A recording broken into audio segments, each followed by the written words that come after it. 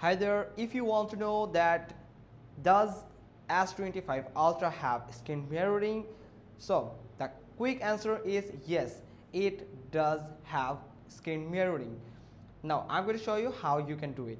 Go to settings. Now you have to go to connected device, and from here scroll down and you will find smart view. Tap on it and this is the screen mirroring option. This is the option by which you can mirror your screen, your mobile device screen, S25 Ultra's screen, and you can play your screen to your TV or any type of smart TV that allows to screen mirroring from another device.